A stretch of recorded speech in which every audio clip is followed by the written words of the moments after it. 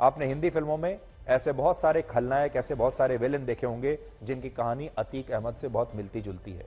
हम कहते हैं कई बार कि फिल्में भी समाज का आईना होती हैं। समाज में जिस तरह के किरदार होते हैं, जैसे अपराधी होते हैं, फिल्मों में भी जो आदमी जो फिल्म की कहानी लिख रहा होता है, जो राइटर, वो भी असल जीवन से ही इस तरह के किरदारों को उठाता है। अतीक अहमद के खिलाफ दर्ज हुए सभी मुकदमे गंभीर अपराध की श्रेणी में आते थे, इसलिए उस पर नेशनल सिक्योरिटी एक्ट लगाया गया और इसकी वजह से वो लगभग 1 साल तक जेल में भी रहा।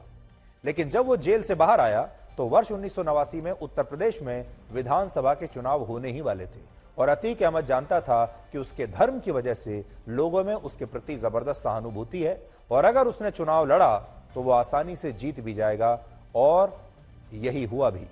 अतीक अहमद ने इलाहाबाद वेस्ट सीट से बतौर निर्दलीय उम्मीदवार चुनाव लड़ा और फिर वो चुनाव जीत भी गया और विधायक बनकर उत्तर प्रदेश की विधानसभा में पहुंच गया।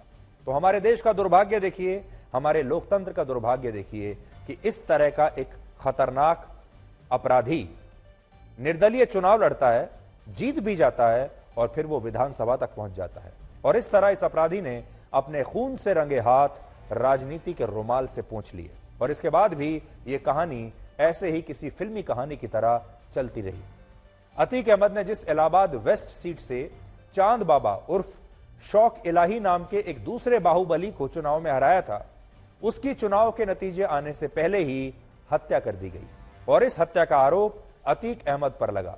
लेकिन जैसे जैसे इस अपराधी के गुनाह बढ़ रहे थे, वैसे वैसे इसे नेताओं का भी समर्थन मिल रहा था। नेता इसे अपनी शरण में लेना चाहते थे क्योंकि नेताओं को लगा कि ये तो बहुत काम का आदमी है, इसका इस्तेमाल करना चाहिए।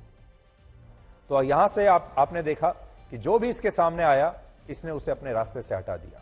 हम ऐसा इसलिए कह रहे हैं क्योंकि इसके कुछ ही वर्षों में अतीक अहमद समाजवादी पार्टी में शामिल हो गया और ऐसा शायद इसलिए हुआ क्योंकि उस समय उत्तर प्रदेश में समाजवादी पार्टी एक नई तरह के चुनावी फॉर्मूले पर काम कर रही थी और यह फॉर्मूला है तो बड़ा पुराना, आपने नाम सुना होगा। इसे कहते हैं MY formula, M+Y।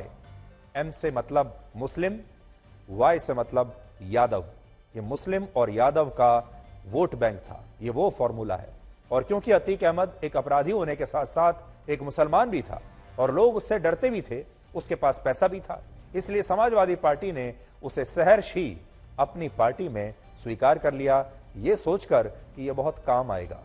Atiq Ahmad ने 1996 का विधानसभा चुनाव समाजवादी पार्टी की टिकट पर लड़ा और तब वो चौथी बार विधायक बना था। हालांकि इसके बाद कुछ मतभेद होने की वजह से उसने समाजवादी पार्टी को छोड़ दिया और फिर वो अपना दल में शामिल हो गया। ये सब आपको इसलिए बता रहे हैं ताकि आपको ये समझ में आए कि हमारे देश में ऐसे अपराधियों को कितनी आसानी से राजनीतिक संरक्षण मिलता चला जाता है।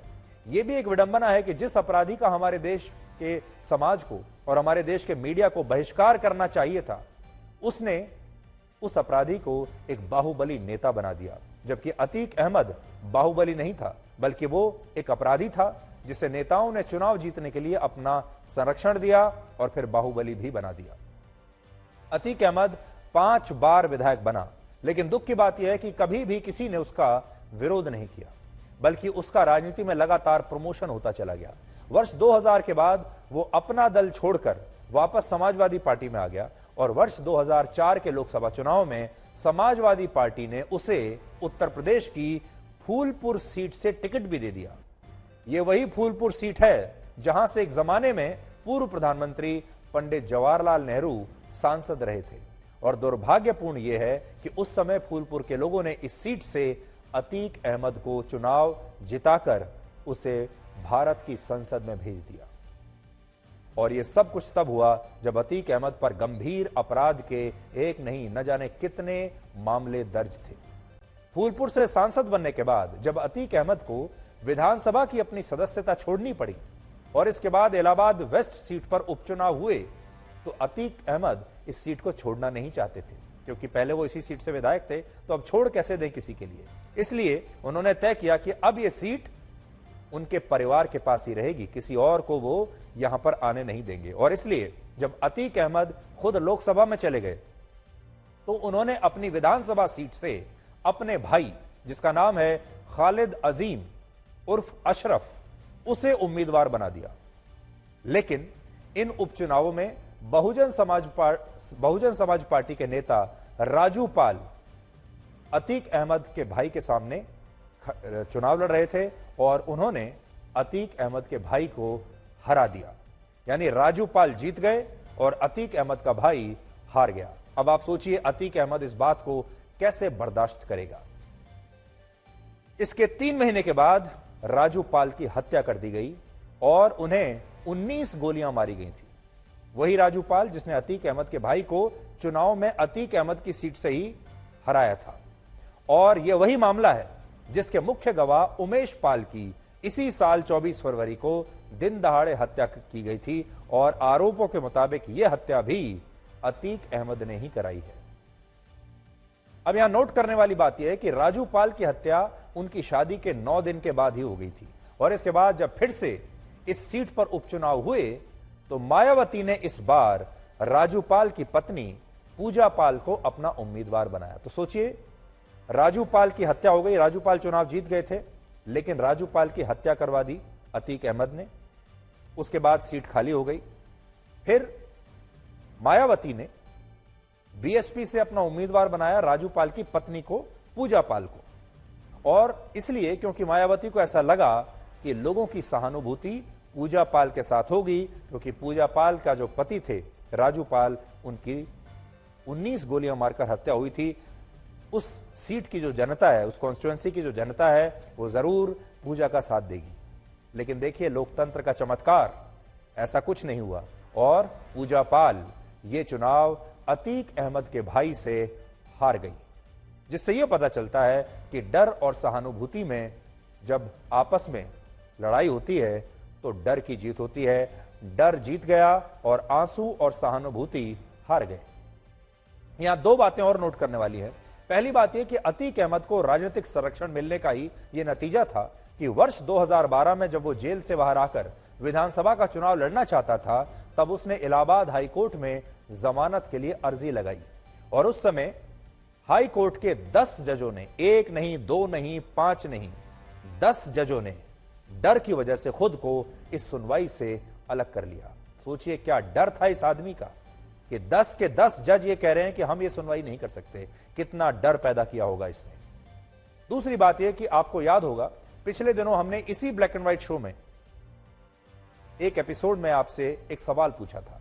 हमने आपसे पूछा था, आपके हिसाब से बड़ा आदमी कौन है?